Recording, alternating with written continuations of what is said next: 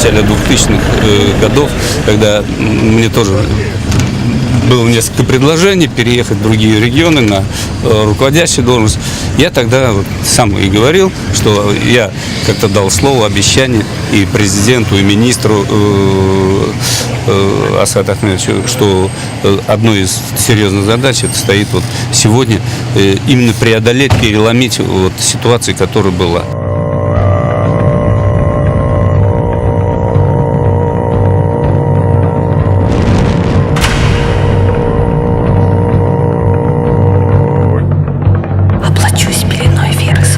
Өзімнің иманыма түрінем, Кровь моя руда крепкая, қаным менің темірдей нық, кость меч булатный, сүйеклерім менің болат қылыш күбік, кожа панцирь железный. терім менің темір қалқан күбік.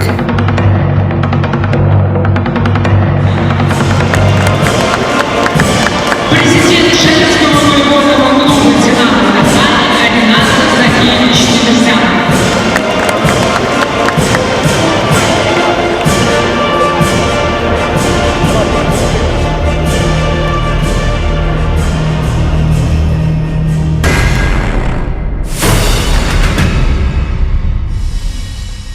— 2013 год, 27-я Всемирная летняя универсиада. И, конечно же, вопрос безопасности, вопрос номер один. Пожалуйста, Асхат Ахметович.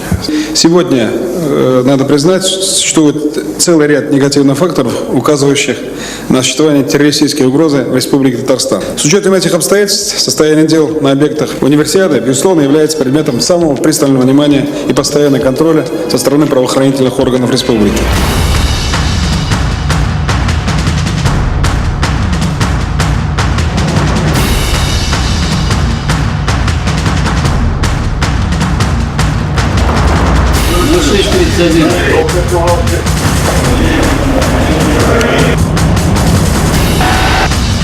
«024, доложите 0 на Рому по готовности».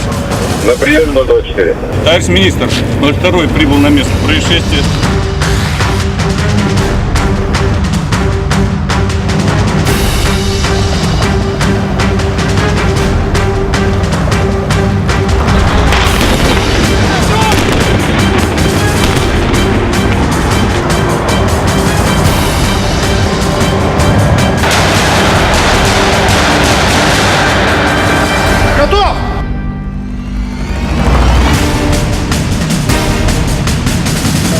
Отлаженные и четкие действия руководства МВД Республики нарабатывались годами. Вернемся на 20 лет назад. 27 января 1992 года. Постановлением Кабинета министров ТССР была организована служба безопасности президента Республики Татарстан, возглавил которую Асгат Сафаров.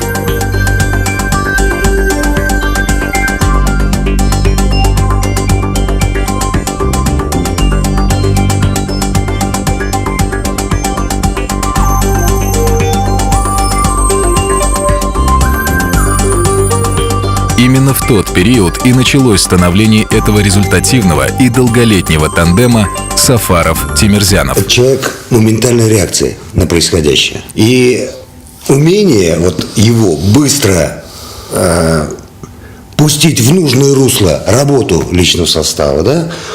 Это очень здорово. Правильно. Четко ловит суть, быстренько находит решение и решает. Это можно четко его охарактеризовать. Пусть это не всегда допустим, мягко, ласково, иногда так и. Но по-другому как. Да. Но это присутствует.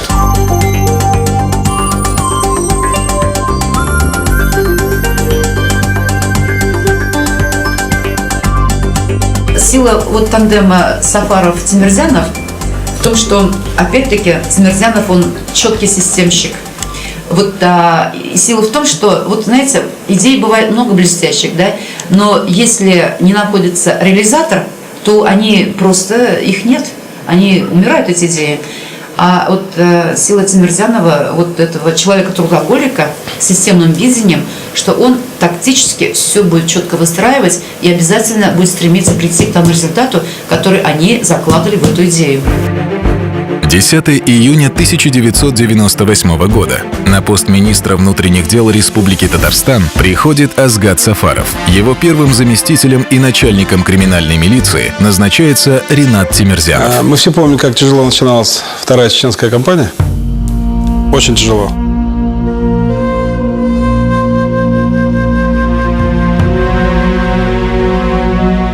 Генерал Тимирзянов готовил плацдарм для высадки татарстанского десанта, татарстанского МВД в городе Гудермес Чеченской Республики. Не просто было Ринату Закичу, это мы знаем. Звонишь ему, когда он находился там: ты где? В Мингиное. Ты где? Я там в Росмартане. Ты где? Я в Шалях. Я говорю: как ты там ездишь? Знаешь? Я, говорит, выработал в себе систему УАЗик, водитель Ушатов Валера. И они вдвоем практически всю Чечню объездили. Тут мы Богу молились, чтобы он там живой и здоровый, чтобы ничего не случилось. Собирая единую базу данных по Чеченской Республике, по бандитам, по боевикам, по происшествиям, систематизируя их, мы смогли, затратив минимальное количество времени, смогли быстро развернуться и начать качественно работать. Опять-таки, это заслуга генерала Тимирзянова. Он же подсказал по воде. Мы привезли нефтяников, бурильщиков, которые приехали уже совсем с снаряжением, с трубами, с бурильной установкой. И мы в 2 местах забурились и имели собственную скважину. Потому что вода Качка единственная была за чертой города. Была угроза, что боевики могут или отравить, или взорвать эту водокачку. Мы могли остаться вообще без воды. Поэтому мы тут же сориентировались, когда Ренат эту диспозицию нам доложил, и буровики сделали свое дело. Ну и многие таких моментов, которые с подачи Рената Закича готовились в Татарстане, а исполнение происходило непосредственно в городе Гудермесе.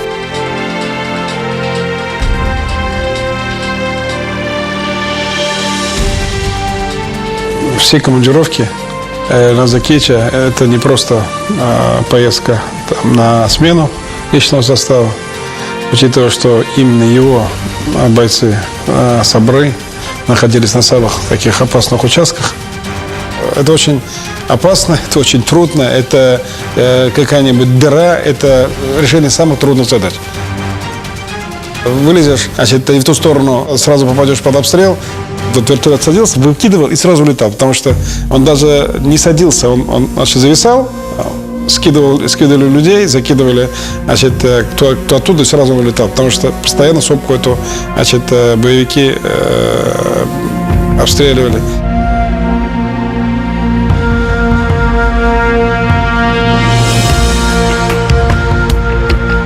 То, что в последующем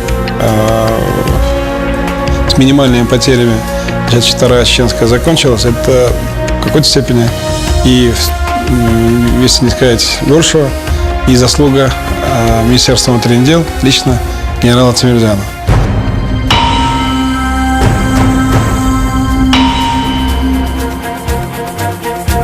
Лихие 90-е – так назвали журналисты конец 20 века в России.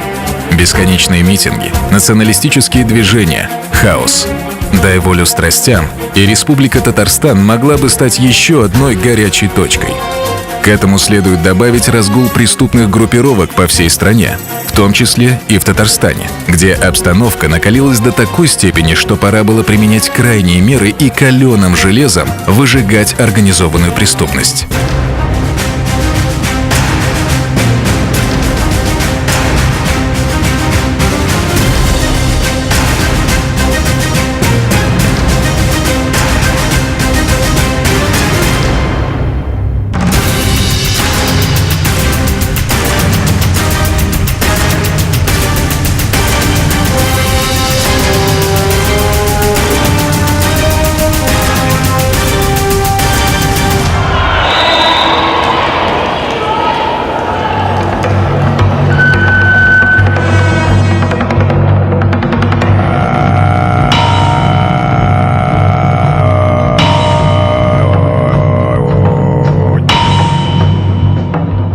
10 лет назад мы с вами объявили эту войну, поставили цель ликвидировать все одиозные группировки, не дать бандюганам вольготно себя чувствовать в республике родной.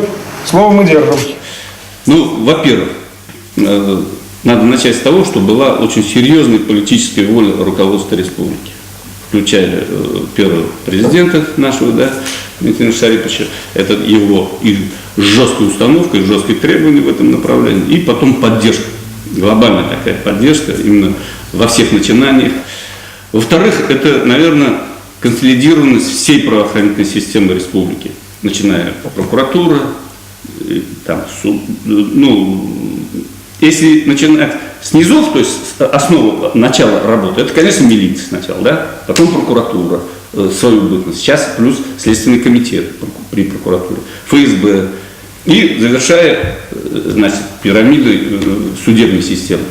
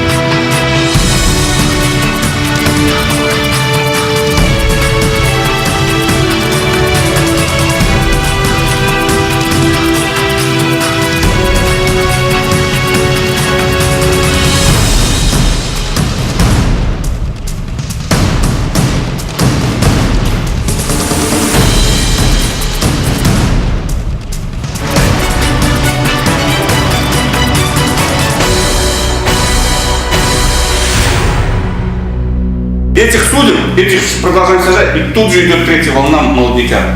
По этому же полю. И получается, как грибы, да? Срезал гриб, а корневище там все осталось, через некоторое время все это опять вырастает. Мы поняли одно. Что бы тут ни было, но надо выходить на системность в работе. А для системности мы должны знать, кто есть, сколько их, где они, чем они живут, на чем они базируются, на чем опираются, против кого они живут, да, там, или борются. То есть вот первое, что мы начали с того, что стали заставлять вот их как бы учитывать.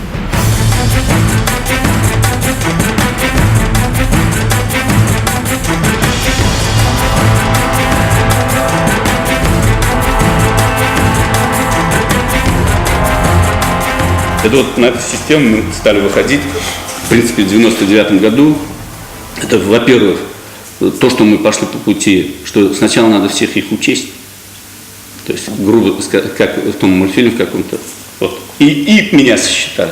Надо было их всех посчитать. У него есть свое видение определенной работы. Вот сейчас то, что говорят там закрытые преступления какие-то там, да, не фиксируют и так далее, он для себя, когда пришел вот в Нурлатском районе, начала работать начальником райотдела, он для себя сказал, вот все вот обращения, все будет зафиксировано. Вот. И, конечно, был вал. Вот. Я пусть буду битым, но зато я начну вот с этой позиции. Пусть будет все. Вот. И у него это по всей жизни в работе, эта концепция, так называемая, да, она так по жизни идет. Нужно регистрировать абсолютно все. Вот. И, что называется, в этом плане работать по-честному. После окончания службы в армии в погранвойсках по призыву комсомола Ринат пришел работать в Нурлатский районный отдел милиции Республики Татарстан. Раньше должность сотрудника по делам несовершеннолетних, она называлась участковый инспектор по делам несовершеннолетних. Я начинал именно по линии несовершеннолетних. Я участковым инспектором по делам несовершеннолетних недолго поработал, всего где-то полгода примерно. И после этого был назначен начальником инспекции по делам несовершеннолетних. Но с одним условием, которое я ставил с самого начала начальника милиции, что один из рабочих столов у меня будет в кабинете уголовного розыска, что я буду в основе своей работы по линии уголовного розыска, а как бы свою основную работу, которую по штатной должности, Я ее как буду чуть ли не вести как общественную нагрузку. Фактически через 5 лет службы в милиции в звании лейтенанта я был назначен, сначала зам по операм, непродолжительное время заместитель начальника милиции по оперативной работе, и потом уже в 1983 году в апреле был назначен начальником милиции. По тем временам это было вообще редкое явление, чтобы лейтенанта молодого назначали начальником милиции. На тот период я даже еще не имел законченное высшее образование, заочно только продолжал учиться. Как я пришел в милицию, в принципе, я выходных почти не видел. Не из-за того, что меня кто-то заставляет или как-то. Я уже как-то живу в этом режиме и по-другому пока себя не представляю.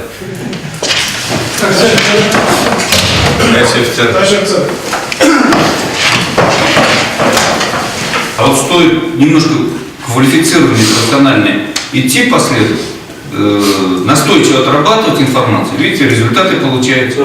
Золотое время ушло. Теперь время очень предметной и мозговой работы.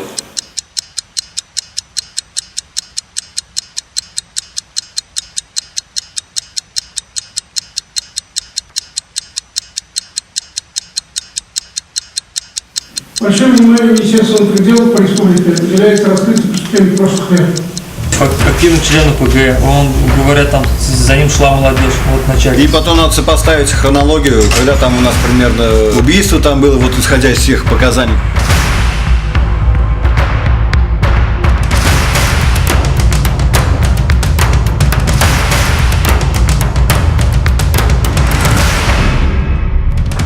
Пробейте прямо сейчас, если есть возможность. Ладно? Уже сидит, да?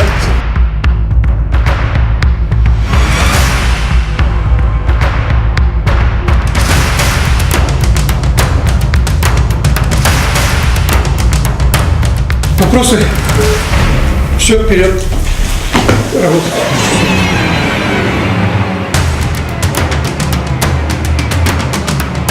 Как преступники пришли к месту, как обошли эту охрану, как обошли эти видеокамеры, как обошли сигнализацию. Вот это мне все надо. 5-й этаж пытаемся безвестность пройти. То есть мы доказываем, там кто-то кому-то слышал, эти перед убийством там рассказывают. В принципе, у меня так все обставлены показания. Ну ладно, но ты же тоже не новичок. Нет, пострадавших нет. Гранату, выдернутую чекой, успели отбросить в сторону. Если по этому преступлению вы в течение недели не разберетесь, я вынужден буду принять решение. Но лучше ты в течение недели и с этим преступлением разберись. И покажи, значит, на что ты способен. Будь здоров. Надо выходить на людей уже, я так думаю. А что время тянуть?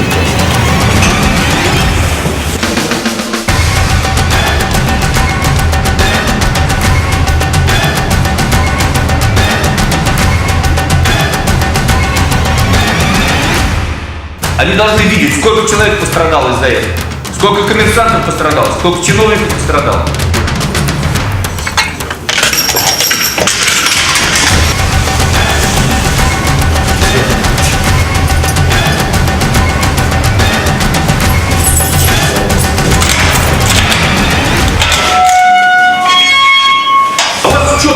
Вот версию одну выдвинули, и вот у тебя сидят 5 человек или 10, и они пашут именно по этой версии. Что даже опять пускай выступать преступник. Не дадут от этого. Пока преступник не будет у нас арестован, пока не будет 100% базы доказательств. Как мы стояли на страже, интерес людей, так и будет.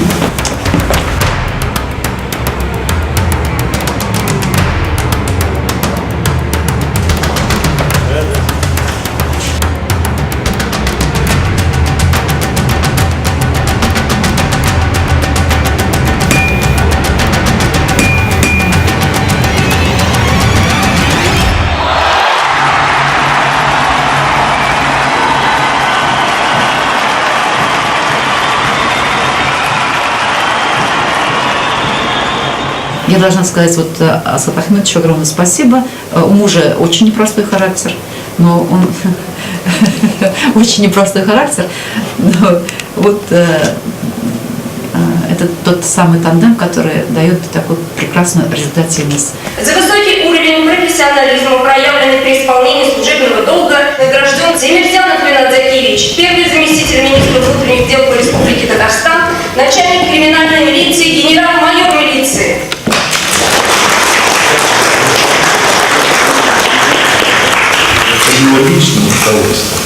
криминальная полиция без сведений факт формирования и обеспечили защиту прав граждан.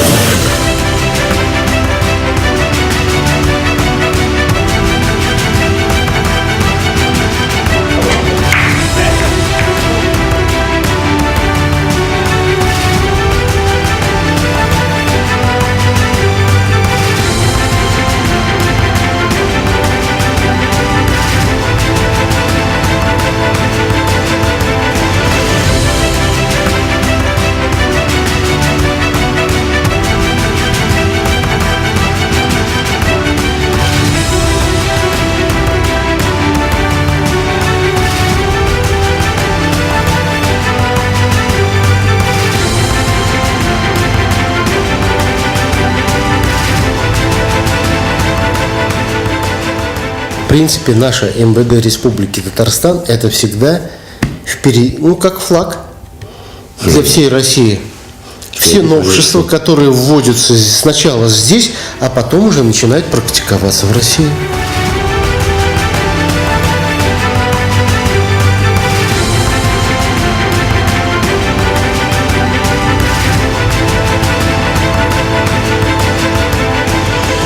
Сегодня вот мы, скажем, такую массу старшего поколения ОПГшников, наверное, пересажали уже, да, там перенаказали. Как бы вроде есть наглядный пример, что надо бы остановиться. Но нет, вот эта молодежь по новой лезет. Если мы только остановимся или дадим вот сбой в том плане, что перестанем на это обращать внимание, все, это начнет возрождаться. Мы говорим, да, у нас 126 УПФ, допустим. Но мы знаем эти, пусть мы их поставим, скажем так, некоторые из этих УПФ, которые уже активно не влияют на обстановку в республике, но мы о них знаем, мы, значит, собираем о них информацию, чтобы в любой момент, если обстановка изменяется, эта группировка проявляет активность, в любой момент можно было быстро организовать мероприятие и провести контрмеры для того, чтобы, значит, эту оперативную обстановку вернуть на место. Ну, а членов УПФ, которые активно себя проявили, привлечь к уголовной ответственности. Даже по жизни решили снимать. Потому что один раз перехватили телефонный переговор одного из пожизненников с волей, и где он там еще говорит, вы не думайте, я еще вернусь. Вот сейчас он, правда, действительно вернули мы его сюда, в следственный изолятор, потому что продолжаем работу дальше. Тимирзянов переводится Тимир-Жан, железная душа. Ну, это такой, вы знаете, суровый мужской вариант. Конечно, нам, если говорить, ну, о женщинах, хочется иногда и некоторые там романтики, да? Кто говорит, становимся слишком черствыми, да, там, бездушными, там, не знаю. Я насчет черствости, бездушности не имею права. Говорить, наверное, не я себе должен давать оценку, если кто-то другие. Но я по многим своим коллегам просто могу сказать, что нет, человечность остается, понятие остается. Как и у меня иногда некоторые гражданские товарищи говорят, когда заходят вот так в рабочее время в кабинет или что-то слышат, или где-то находимся, и я тут телефоны, звонки, даешь установки, команды, или там кому-то разгон устраиваешь, или просто принимаешь информацию такую негативно тяжелую. Некоторые говорят, нет, с тобой лучше рядом не находиться, потому что после этого, говорят, такой негатив идет от полученной информации. Но не без этого, наверное. Что-то все равно в душе остается, да, такое.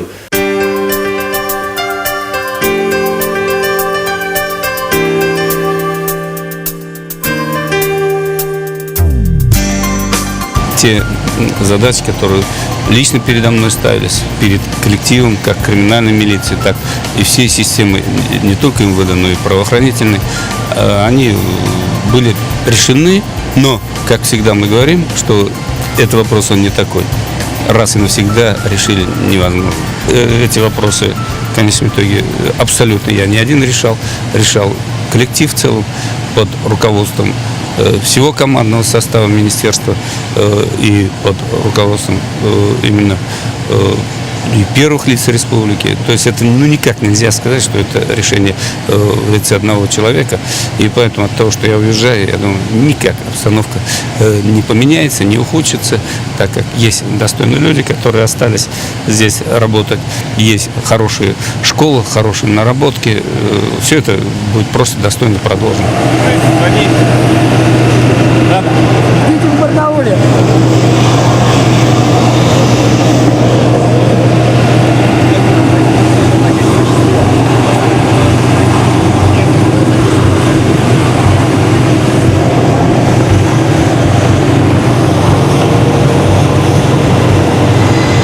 Bilakda kuch, yurakda dard, ko'zlarda yolqin. Ishonishli sening yonda, go'yo temir qalqon. Yolg'ishmagan ota-baba, temir deyib seni atab.